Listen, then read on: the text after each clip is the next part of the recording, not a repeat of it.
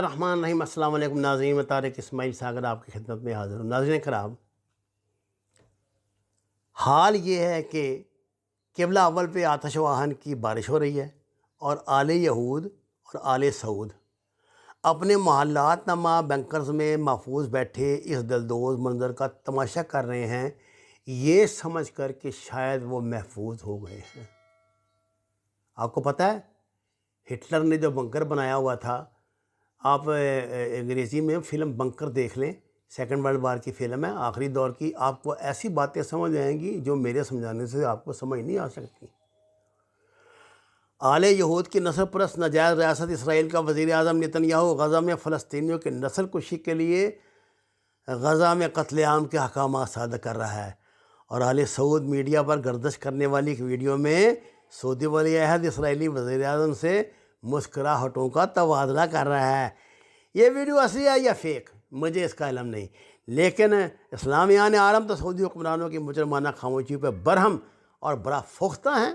یمن کی بستیوں اور شہروں پر ہزاروں کی تعداد میں بم اور میزائل پھینکنے والے سعودی حکمرانوں کو آج تک توفیق نہیں ہوئی کوئی اسرائیل کی کسی حساس تنصیبات پر بھی 2-4 میزائل اور 8-10 بم داغ دیتے تاکہ 5-10 ہزار یہودی بھی لقمہ اجل بن جائیں۔ سچ کہا تھا حماس کے عظیم رہنما الشیخ یاسین نے کہ جب ہم چھوٹے تھے تو یہ سمجھتے تھے کہ یہ صرف غزہ یہودیوں کے قبضے میں ہے، لیکن جب ہم بڑے ہوئے تو معلوم ہوا کہ تمام عالم عرب یہودیوں کے قبضے میں ہے سوائے غزہ کے۔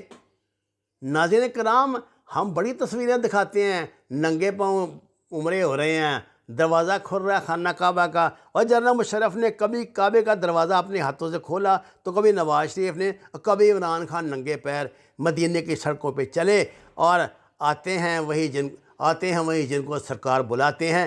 اس طرح کے قصیدے پڑھنے والے مالدار لوگ یہ جان لیں کہ سلطان صلاح الدین ایوبی حکومتی معاملات اور صلیبیوں کے مقابلے میں اتنا مشہور رہے کہ کبھی کعبہ نہ دیکھ سکے۔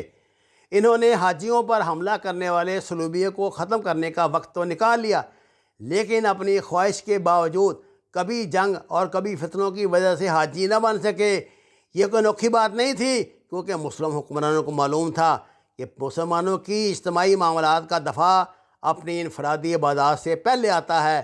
اس لیے حکمرانوں کو پرکھنے کا معیار یہ نہیں ہوتا کہ وہ تہجد کتنی پڑھتا ہے یا کعبے کے دروازے اس کے لیے کتنی بار کھلیں گے، بلکہ معیار تو یہ ہے کہ حکمران کو جہاں اقتدار ملا ہے وہاں اللہ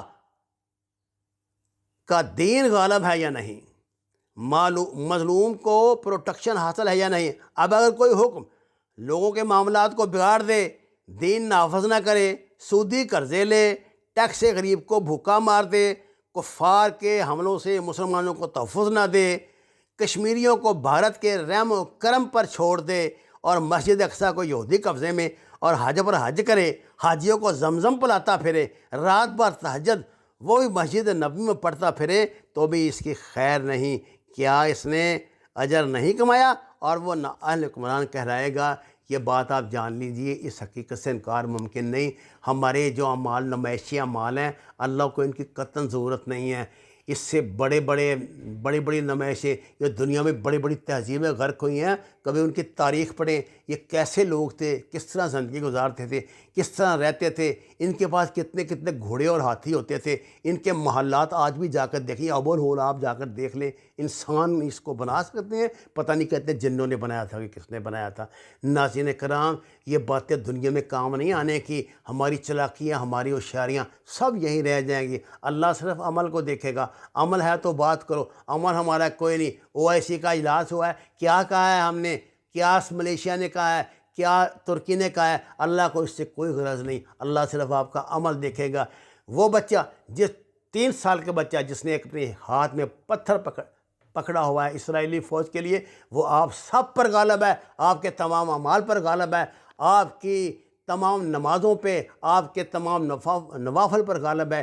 یاد رکھیے، اللہ صرف آپ کے عمل کو جگہ دیتا ہے، باتوں کو نہیں۔ باتوں سے تو بڑا چٹور پن جو ہے بڑے یہاں کاری رہے ہیں، مولانا طارق جمیل سے لے کے اور آگے میں اب نام کیا لوں، ہیں جی، بڑے بڑی ایکٹرسوں کے ساتھ، بڑے بڑے ایکٹروں کے ساتھ، بڑے بڑے لیڈروں کے ساتھ، بڑے بڑے لیڈروں کے ساتھ تصویریں بنا لینے سے، ان کو تبلیغ کر لینے سے کچھ نہیں ہوتا، عمل سے ہوتا ہے۔ عمل سے زندگی بنتی ہے، جنت بھی جہنم بھی۔